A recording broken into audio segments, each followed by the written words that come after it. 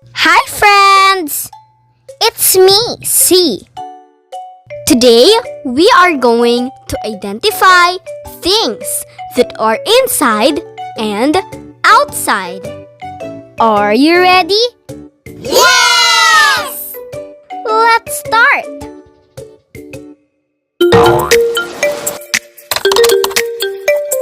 CTV. Inside, outside. Inside and outside are used to describe the position of the objects.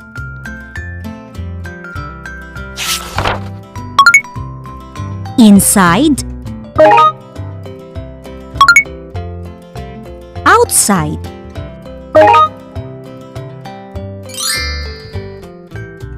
The cat is inside the box.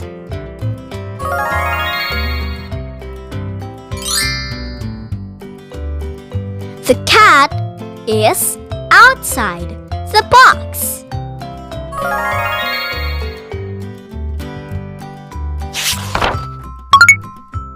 Inside,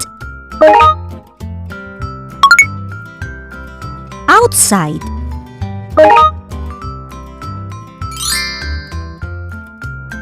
The dog is inside the kennel.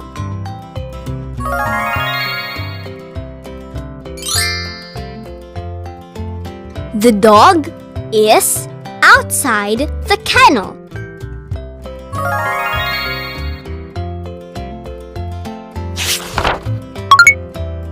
Inside, outside.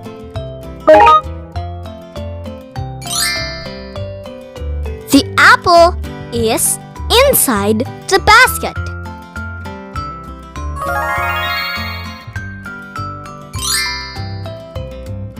The apple is outside the basket.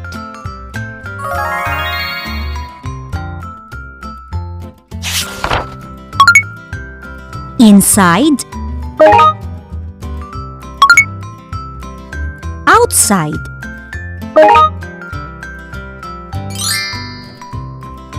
The ladybug is inside the jar.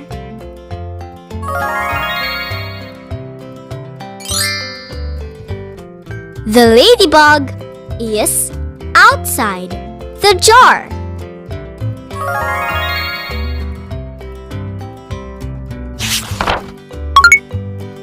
Inside, outside.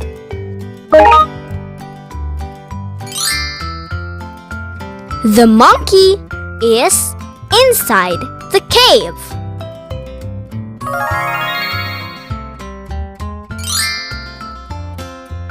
The monkey is outside the cave.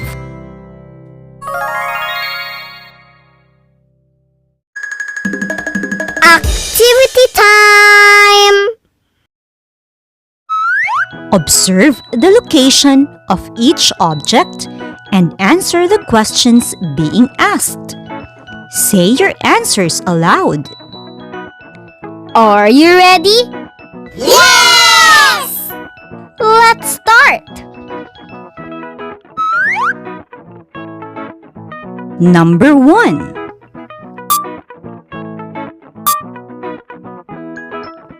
Which object is inside the box? Is it the ball or the scissors?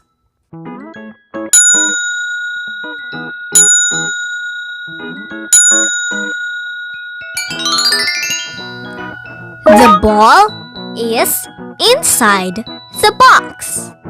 You are correct. The ball is inside the box. Yay!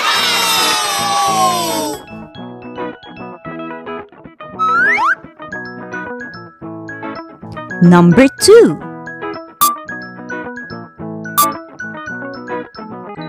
Which object is outside the bag?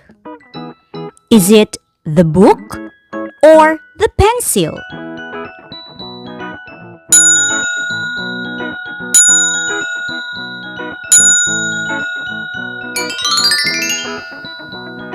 pencil is outside the bag.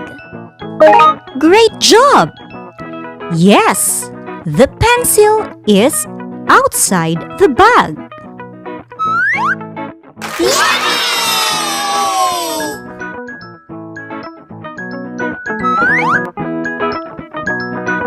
Number 3. Which object is inside the hat? Is it the bunny or the turtle?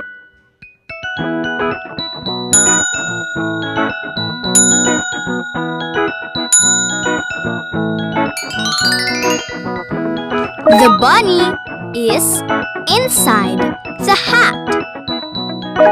Fantastic! You got it right. The bunny is inside the hat.